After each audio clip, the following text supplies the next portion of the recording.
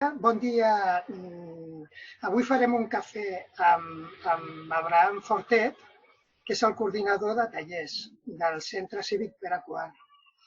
I començarem una sèrie de cafès amb els diferents perfils del centre cívic que ens aniran presentant les seves funcions i ens avançaran novetats les quals les trobarem properament al centre cívic. Bon dia, Abraham. Bon dia, Lluís. Suposo que t'has preparat el teu cafetito? I tant, un te. Perfecte, perfecte.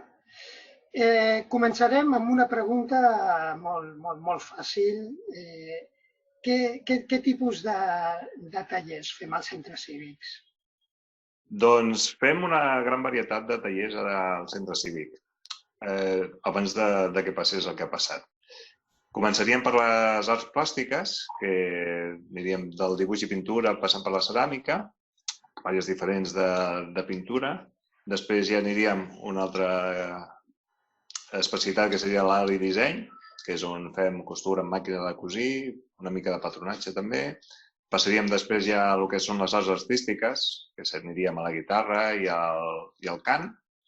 Després ja anem a les humanitats, que és on està escriure la teva novel·la i la intel·ligència emocional, per anar nombrant alguns. Informàtica, que ensenyem diferents tipus de que es pot trobar la informàtica, des de com funciona l'ordinador portàtil i com va internet, una mica explicant des de zero i una mica més avançat també ja passant per el que és les tecnologies d'una tablet o el telèfon mòbil.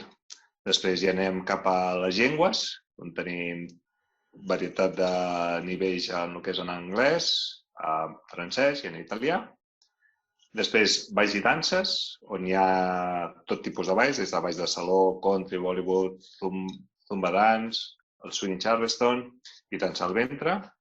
Després ja anem cap a l'especialitat de salut i de benestar, que és on entra el ioga, la correcció postural, els hipopressius, pilates, manteniment. Les càpsules de cuina, una idea especificada que és per a la gent gran, on hi ha manteniment del cos, l'activitat física i el taller de memòria. I finalment ja acabem amb els infants, on hi ha un taller d'expressió corporal i de monogràfics de cuina per ells. Perfecte, o sigui que realment tenim tot un ventall d'activitats per cuidar-nos el cos i la ment, no? Seria aquesta finalitat. Perfecte. Ara anem a una varietat del que és el franja d'edat, que va des dels més petits fins als més grans. Perfecte. I una varietat molt àmplia d'activitats que poden fer. Perfecte. A mi m'agradaria destacar la importància que té el paper del col·laborador o tallerista i jo sé que tu tens molta cura en fer una tria amb un perfil concret. Què busques en aquests talleristes?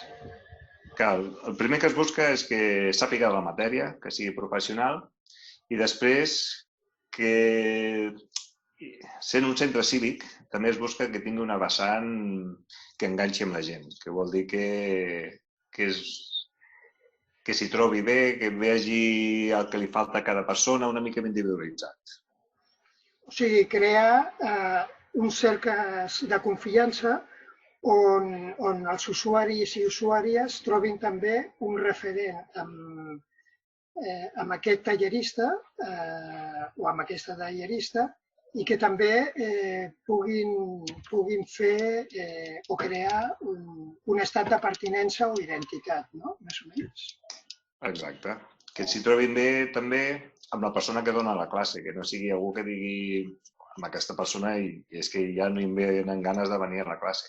Clar. Doncs és més o menys el que es busca, que també és un centre cívic, és un centre de trobades social més aviat, on la gent s'hi interrelacioni, que hi hagi una comunitat veïnal i un lloc d'esbarjo i d'aprenentatge. Aquesta vessant social que es troba en aquest tipus d'equipaments de proximitat, jo crec que és un valor que podem donar, un valor afegit que la gent pot trobar com algo molt positiu. Exacte. El problema ara mateix, que sí que hem rebut, són moltes preguntes de quan tornarem a obrir, què està passant amb aquest trimestre. La veritat, per a la gent que estigui veient en aquest vídeo, és informar-vos que de moment, fins que no tornem al centre, no us podem informar ni com acabarem el trimestre que vam fer, ni què passarà amb el pròxim. Sempre esperem que a l'hora de tornar ens informarem a tots de què és el que passarà i, sobretot, com afrontarem el pròxim trimestre, que suposo que és la gent que està apuntada és el que més interessant està a saber ara mateix. Perfecte. Doncs parlem d'aquesta tornada i quines novetats podrien o has pensat que es faran al centre? Clar, pel pròxim trimestre hem de veure també com anirà,